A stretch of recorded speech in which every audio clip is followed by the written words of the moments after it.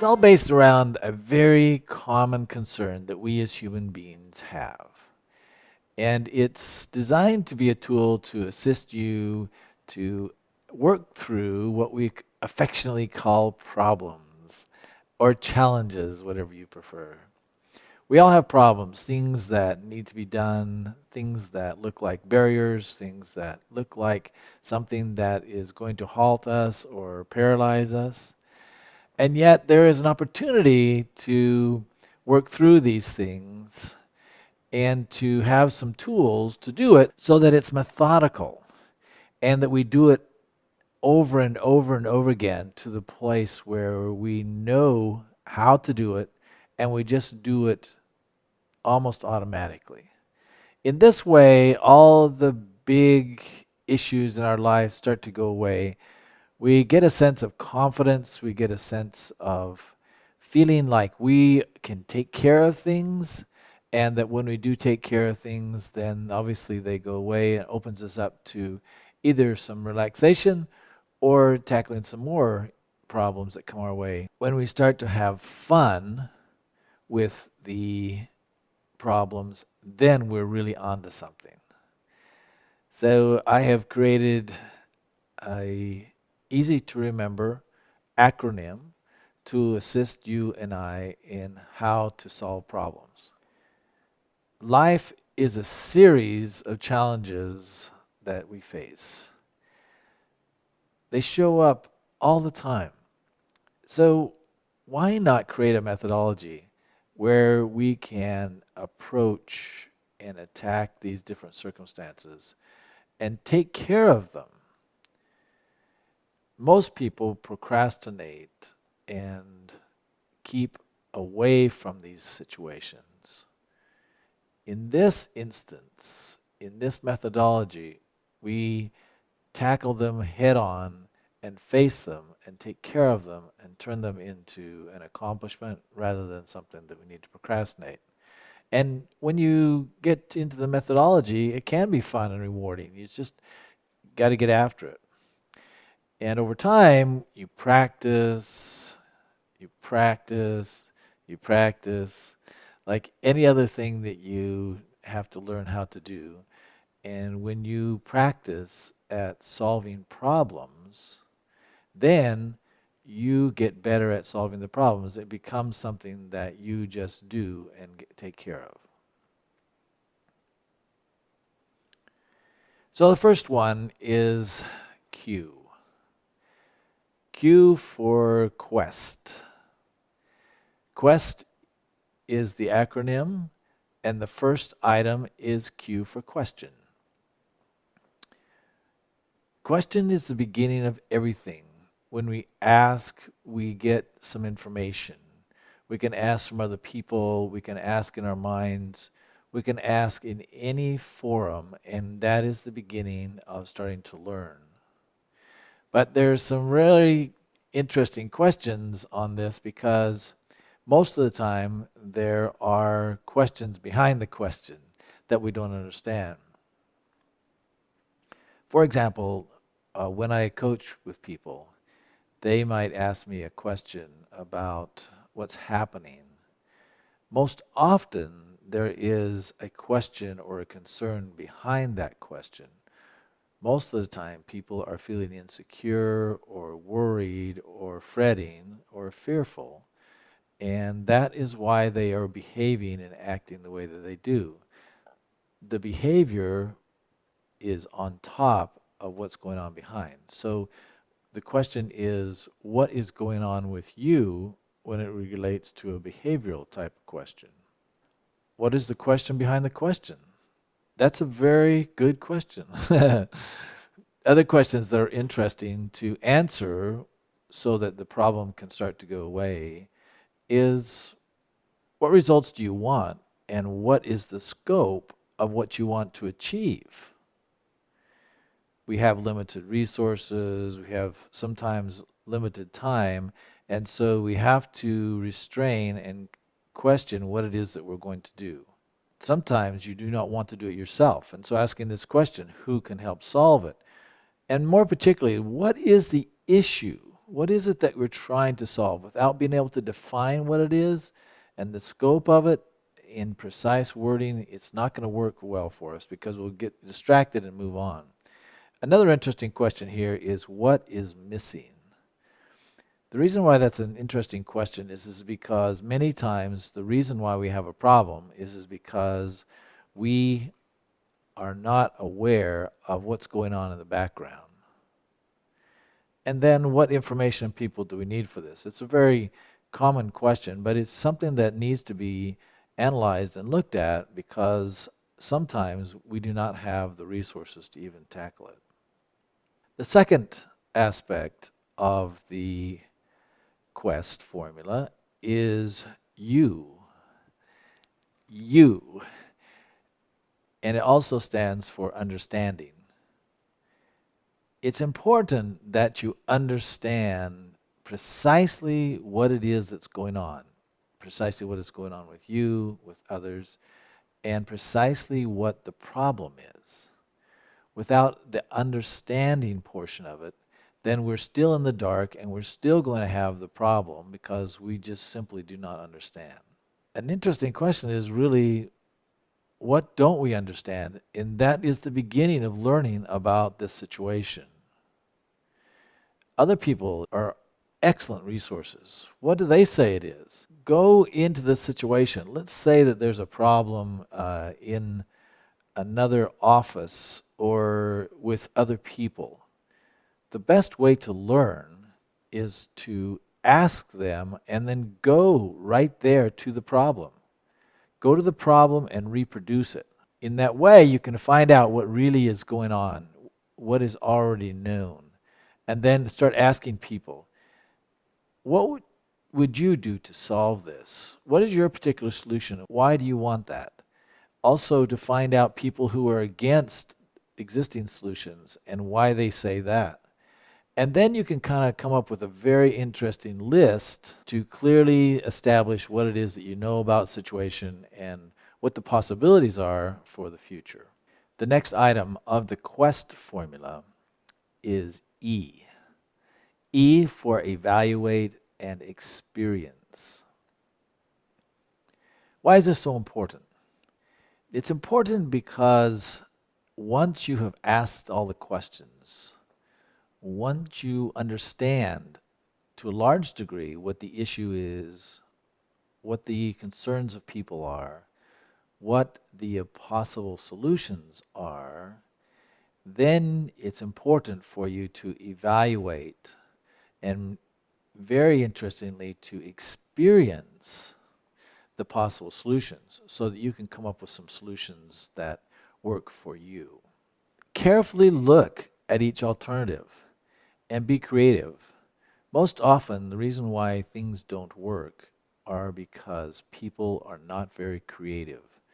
They go with what they've known in the past, and they don't think about things that are outside the box, things that could be great solutions even though they're different. Next, to ask people and have them propose a solution, and then have other people evaluate those solutions. More importantly, I think, is to go inside, in here, and listen to your inner wisdom, listen to your gut, and to come up with some solutions that you most prefer. Most likely, it's not going to be a solution unless it's something that you want to accomplish, something that you are vested in and that you bought into. If you don't have that buy-in with yourself, it's not really going to work very good. You could try something outrageous, really out there, just to see how it feels to be on a very wide contrast to what exists. With the tools that are available today, you can do what-if scenarios, you can do simulations, you can do all kinds of things in software and in computers and even in real life. It's very important to try the options. Physically go in and try it. See how it feels in your body. See how it feels with other people. Just get a sense of it in terms of a simulation. even some role playing, so that you can find out what really fits the best from the experience itself. And then to again evaluate how you feel about it after having experienced it yourself. The fourth step in the quest formula is S, or solve. This is perhaps the most important of the steps, because this is the step where you go after the solution. You solve the problem. So many people in life are not willing to solve the problem. They sit back and complain and moan and worry about things, and they talk about it and they don't do anything about it. So this is a very, very important step. You put energy and resources into this. You put your own personal energy, you put the energy of others, you put sometimes a lot of money or resources, many things that have to go into it to push towards resolution. The root word of resolution is to solve. That's what we want, is to create resolution and solutions. Sometimes you can only go so far with it and you can't go any farther because of certain circumstances.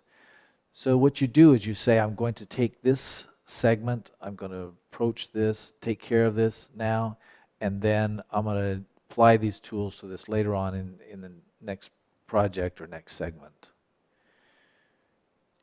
It's important to finish the project, to finish the ideas. I remember when I was working for a construction company, I learned a very valuable lesson from the owner. I was doing software consulting for them, and because of several situations of being at their place late at night and several circumstances, I wasn't able to test some situations that they had, and when they came in the next day a couple of times, then the solutions didn't work that I had proposed or that I had worked on, because I couldn't get into people's accounts and so on and so forth. But he got after me in a very valid point. He says, I'm in construction. The last 10% of every job are the most difficult. That's the place where you have to put the attention, because that last 10% is where you really make the difference. That's where you make sure that you're complete and thorough. And I think that's a very important concept, is that we put attention to detail and being very thorough. You solve the problem and then you resolve it over and over, because as time goes on, you get more information, you get more abilities, and you have even different resources. And so as that new information becomes available, then what you do is you just keep working on it and resolve it over and over again. There needs to be a commitment to a high level of resolution, which means that you are committed to resolving over and over and over again. And the excellence that you apply to that resolution is very important. And then lastly in this segment is to celebrate what you've accomplished and to express appreciation and thanks to all the people that have worked on this and have put their time and attention towards it. Expressing appreciation and thanks to people is a very, very important step, because then they recognize that you are interested in what they do, in what their work is. You're accepting and acknowledging that they have applied that energy, and when you do that, then it's a good indicator that in the future that they will be able to and be willing to apply energy like this in the future, because building those relationships of trust and rapport are very important. Finally, the last step is T, or test the solution and then continuously improve. Testing is very, very important, because as I said in an earlier example, I was not able to test and see if the solutions that I had applied to the software worked properly. And so therefore I showed up as a dummy, because I hadn't really followed up in the sense of being able to test these problems. It's important that you look at what it is that you tried to do in terms of the problem and what some of the issues were, and then make sure that you complete those things because you agreed to resolve those issues. One of the most important aspects of problem solving is that you develop a level of integrity. Integrity means that you say that you'll do something and then you do it. When you get an identity of someone who is dependable, someone who will limit what they say they will do, but that they do it thoroughly and completely, then you'll be a very valuable figure in people's lives and businesses and every type of experience you have. Completing as a result of doing thorough testing and making sure that it functions as you said it would or that you designed that it would is a very, very important step, because this kind of wraps it up. This kind of finishes up the steps of being able to fulfill what it is that you said you would do. So many times there's a lot of things you have to do to it. You have to tweak it, you have to work the settings and so on, and there's a lot of things you can do. This is a very important step, of course, to improve continuously. And then another area that I think is very important is to talk to the people involved. What we're trying to do when we solve problems is we're trying to satisfy people. We're trying to fulfill the scope of what it is that we agreed to do.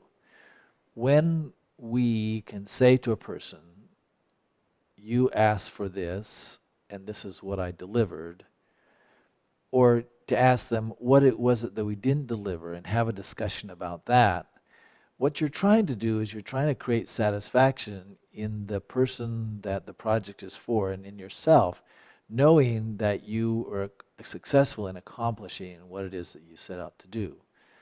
That people aspect of it, the people aspect of being able to talk with them, work with them, the people you worked with, the people you work for, all the shareholders in it, that's a very, very important concept. That's the way that you create satisfaction. That's the way that you solve and resolve. So you meet with all the people and you acknowledge their work and you ask for the continued support, because in the future you're going to need those people and their help. And I think a very important step is to give out rewards, give them kudos and thanks, anything you can do to encourage them to step into the process of problem solving more and with better effort is going to be helpful. So there's the quest and there's my contact information. If you have questions or concerns about this process or would like to have further training or coaching on this, I give coaching and training and speeches on this and other topics and would love to collaborate with you to assist you. There's a wonderful opportunity there to be able to learn how to solve problems, to take on a challenge, resolve it, get people satisfied, and then move on to the next one. It's a wonderful world of accomplishing, of being successful, of addressing the concerns that we have, and taking care of them, and making your life full of success after success, and building upon that confidence and the competence that's possible for us as humans. Thanks for listening.